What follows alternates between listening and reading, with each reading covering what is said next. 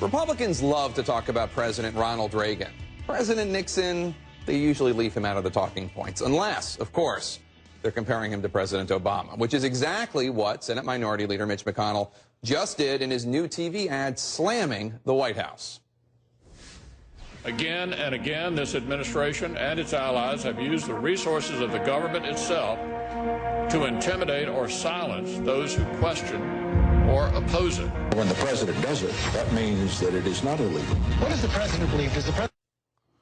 Let's bring in our political panel to talk about it. Democratic strategist Doug Thornell, Rachel Smolkin from Politico, and Jim Garrity from National Review Online. Jim, usually Republicans are the ones who say people should be talking about jobs. How come the Democrats aren't talking about jobs? How come the president's not talking about jobs?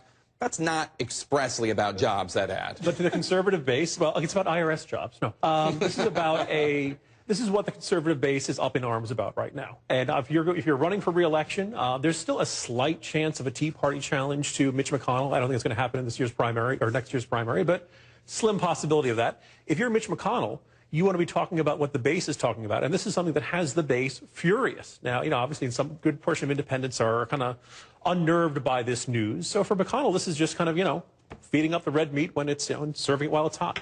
This is an issue, Doug, that I have not heard very many Democratic officials, I should say, defending the IRS, defending what they did. That must mean that it is fairly resonant with voters. Well, I think both sides, expressed outrage about it. I think with Mitch McConnell, clearly he has concern about his right flank.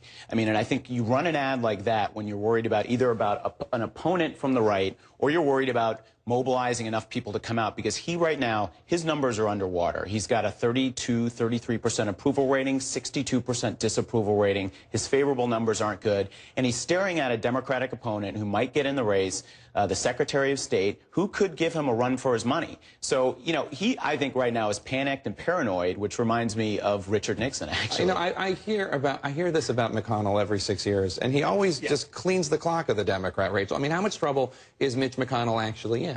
I don't think he's in that much trouble unless he's complacent, which he clearly is not going to do. That's when people in his position actually get into trouble if they don't make the early and aggressive moves to stave off any opposition and put themselves in a good spot for re-election. So that's exactly what we're seeing Senator McConnell doing, and he is playing to the base with this ad.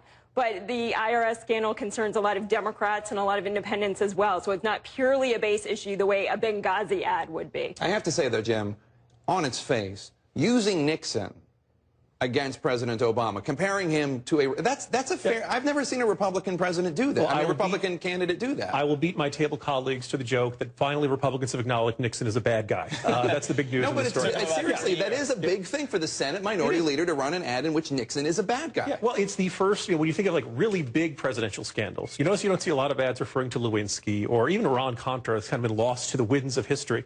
But Nixon, he had to leave, so it must be a really big deal. Even if people are there was a burglary, people are kind of fuzzy on the details of it, though. Just go back to the point about McConnell's vulnerability. There are right now 5 Democrats who've been elected statewide in Kentucky who are all contemplating running for governor in 2015. If Mitch McConnell really is as vulnerable as these poll numbers indicate, you'd think one of those 5, or maybe Ashley Judd, would have jumped into this race, and none of them have. Grimes might get in there, but actually the lone Democratic Congressman Yarmouth was actually saying, well, if she's going to get into it, it'd be good if she got into it, kind of wondering what the delay is in announcing her bid. So, well, but that doesn't mean he's not vulnerable. His numbers aren't good. And whether or not he obviously he's missing an opponent, but his numbers are not. Yeah, but his numbers, and I think that's why you do these ads. That's why he's doing this ad right now, because he's trying to motivate his base, which is not happy with him right now. If you have a 62% disapproval rating in Kentucky, that means Republicans don't like you either. And so I do think that I do think that Democrats are high on Grimes. I think that they're trying to get her into the race. They think she could give him a run for his money. He would be the favorite. But, this guy is not popular in his state, and I think you don't run an ad on IRS if you could run an ad on your accomplishments, which I'm not sure he has any. Very quickly, I just want to turn to one other person who might be taking a preemptive step, which is Rhode Island Governor Lincoln Chafee. He's he's an independent.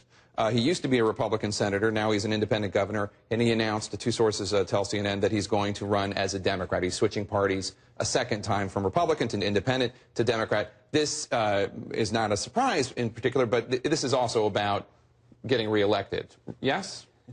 Of course it is. I mean, his numbers, we were just talking about low approval numbers. His are not great. My colleague Alex Burns reporting that his office is now confirming this as well, and President Obama has given him a warm welcome to the Democratic Party already. It remains to be seen whether Democrats in his own state will give him an equally warm welcome.